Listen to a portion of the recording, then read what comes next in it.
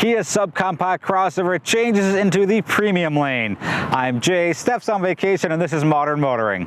Welcome to Modern Motoring. I'm Jay, Steph is on vacation, so you are stuck with me. Today we're driving the 2024 Kia Seltos subcompact crossover.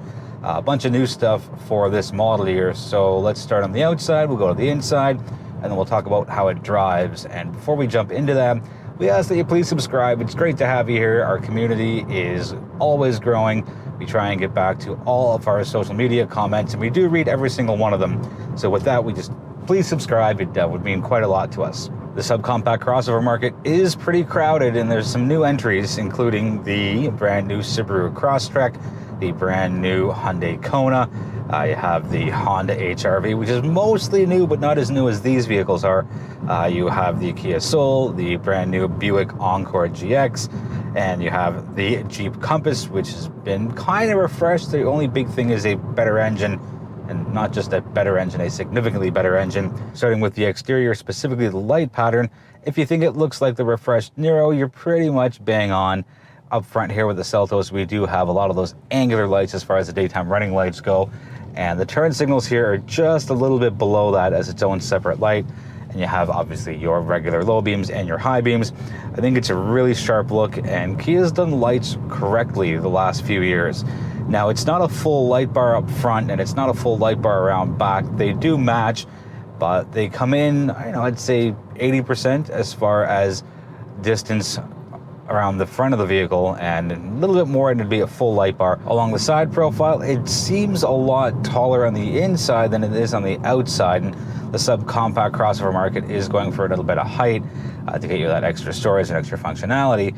But I think Kia's done it really well here, and it doesn't look out of place. It doesn't have too many angles and too many weird things around the side profile. There is a bit of a chrome finish right behind the rear windows. It doesn't really do much for me specifically. Looking at the rims on this SX trim, not the top trim, X-Line is the top, SX is second from the top. They look okay. You're not really buying this for the style of wheels. They do look good, they don't look great, but overall it's a pretty decent pass for me as far as the rim design goes. Going around to the rear, we have, again, to touch on it again, that almost full light bar, and it looks really sharp, and the LED tail lights just add that much more to it. You've got your hidden tailpipe, so you don't see too much. Doesn't look cluttered. And again, in this class of vehicle, you're not looking for a lot of the flashy things. You're looking for more functionality on the inside, and it doesn't hurt. The Kia Seltos does look pretty good on the outside. Onto the inside we go, and let's start in the rear with cargo space. If you have your seats up, you have 752 liters of cargo space. Now you put those seats down and it goes way up to 1,778 liters. Now on this SX trim, we do have two USB-C ports for the rear passenger, which definitely helps. And the seats recline, well, the seat backs recline, not the entire seat bottoms and seat backs, but on longer trips, or if you have someone who wants to relax a little bit, know that these seat backs do recline. Seats back there themselves are pretty comfortable. I was there for about 3 hours on a longer road trip I took earlier this week, and no complaints, no problems at all. Let's talk about the sunroof and how it's a single panel and why that makes me happy.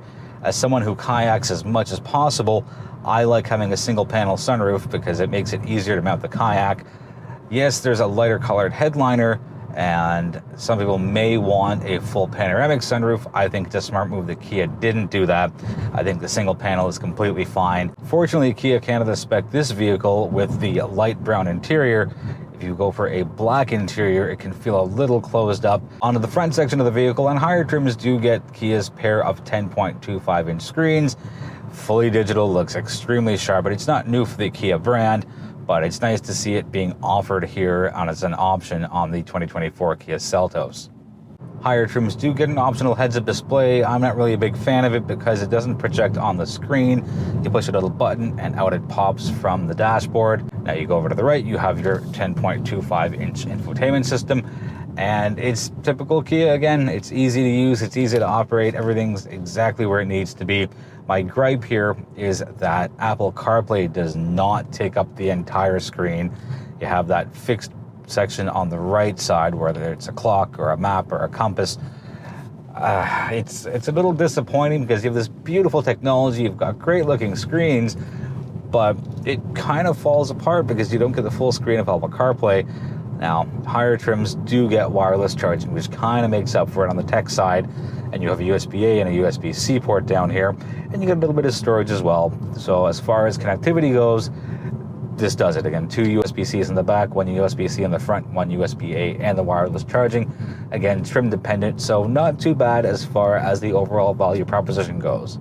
The seats themselves are extremely comfortable. I did about 2,000 kilometers on that long road trip I mentioned a few minutes ago, and no problems here. No driver fatigue, no fidgeting, no fussing, no shifting during my long drive. And I went from here to Sault Ste. Marie, and I strapped a kayak on top of this as well. Pretty on point move for me. It's a great road trip vehicle for me specifically because at a lower height, I don't have to lift my kayak quite as high as, say, something in the compact crossover market like a Kia Sportage. So just a little quick side note on that. Heated seats and a heating steering wheel come standard, which is pretty impressive for the price point. Now, higher trims do get the option for ventilated seats. I don't really like them. I know Steph does not like them one bit. Now, along with this gear selector area, you do get your drive modes on the top left through a dial, and those 3 drive modes are Sport, that's my Sport and Smart together, Sport, Smart, and Normal, which is a pretty good mix. And you have your electronic parking brake and your auto hold as well. And it's a pretty well laid out vehicle, and it's a lot bigger than it seems on the outside. And Kia's done this extremely well. And one big nod as far as creativity goes is the speaker covers on the upgraded Bose audio system. It's a 3D speaker cover, not only for the main speaker, but for the tweeters up in the doors as well. And it just looks so sharp, and it just adds that much more elegance to it. Let's talk about the drive feel of the 2024 Kia Seltos. I'm just about to get in the highway, and there are 2 options here as far as engines go. Higher trims get the 1.6 liter turbo 4, and that puts out 195 horsepower and an equal 195 pound-feet of torque. Lower trims get the 2 liter naturally aspirated 4-cylinder engine, 147 horsepower, 132 pound-feet of torque. You can go front-wheel drive on a couple of trims, but all-wheel drive is here for the majority of the trims. It's nice that they're offering the front-wheel drive. To me, it clutters up the trim ladder. There's too many. I would toss the front-wheel drive. And yes, I know having a lower price point brings people into showrooms, and it helps get people interested in the vehicle, but I just can't see a lot of buyers opting for the front-wheel drive to justify that. Now, as far as drive feel goes, having done nearly 2,000 kilometers on it, for the class of vehicle it is, and for the price point, it handles quite smoothly. There's just enough power here. I don't want to say there's not enough. With the 1.6 turbo that I have, there was a couple of moments where I had to step down, and there was that bit of hesitation to get up and running. Your passing power works fine on highways and long stretches, but it's just that instant push that I wish was a little bit more responsive. Now, twists and turns and cornering, done pretty well because it's a lower to the ground vehicle. Again, even though it doesn't look like it's that low and it has that taller stance to it, it feels pretty planted, and I didn't have any issues at all with my week in the Seltos as far as, I didn't feel like it was going to tip over. I didn't feel like it was going to lose control at any point. And steering is fairly responsive. And again, I go back to the price point of the vehicle, and you can't expect to have Sportage and even Sorento levels of handling here because it is still a subcompact crossover. But what I will say again is the responsiveness is pretty quick. I wish it was a little crisper, but it'll do as far as a city runaround vehicle goes without any issues.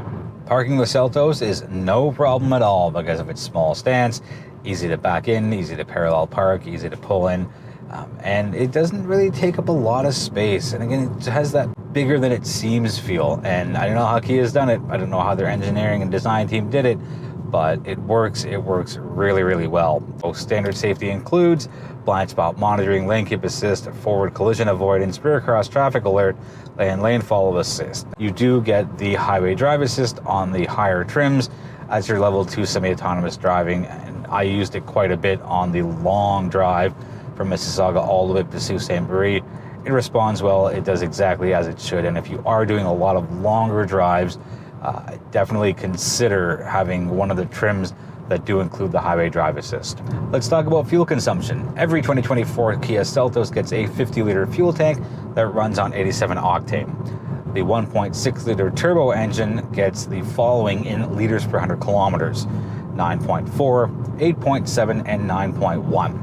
If you opt for the smaller engine with a 2.0-liter four-cylinder, your fuel figures again in liters per 100 kilometers: 8.8, 7.5, and 8.2. Difference of 0.9, as in higher consumption with this 1.6 Turbo 4 engine. The 1.6 turbo engine does have the right amount of power for this vehicle. I feel if you go down to the 2-liter, you'll really notice a big difference. Again, going from 195 horse, 195 torque, all the way down to 147 horse and 132 torque. It depends on what you're using the vehicle for. If you are moving a lot of people, stuff, and things, and you're doing it on a frequent basis, then please consider the 1.6 engine. But if it's just you, maybe you and one other person, and not a lot of objects in the vehicle, the 2-liter is probably the way to go. Let's wrap up by talking about trim levels. There are 7 in total. I would slice off 2 personally, but here they are. You have the LX front-wheel drive and the LX. You have the EX front-wheel drive and the EX. Then you go to the EX Premium, you go to the SX, which is what this is, and then you go top of the line, which is their X line. Now, pricing-wise, the LX front-wheel drive comes in at $25,195 before anything's added. Pretty good price point. You don't get a lot of bells and whistles, and you miss out on the all-wheel drive. The volume seller will be the EX Premium, and that's $33,495, so about $8,000 more than the entry-level LX front-wheel drive. The one we have here, the SX, is $35,795, and if you want every single thing possible in your 2024 Kia Seltos, you go up to the X line, which comes in at $38,395. There's a lot of value to be had here, and Kia's done it right, and there's not really a lot to complain about as far as the 2024 Seltos goes. This one with the light brown interior has just enough accent pieces in addition to the seats to really brighten things up. A couple of gripes I have, again, are the all-black interior, which would make this feel very closed in, and the non-full screen Apple CarPlay. Power-wise, drive-wise, feel-wise, appearances, style, design, and available technology, Kia's doing it pretty well here. Thanks so much for watching. We appreciate your time, and we'd love for you to subscribe to our channel. And if you have any questions on the 2024 Seltos, let us know in the comments. On behalf of Steph and myself, thank you for watching, and we'll see you in the next video.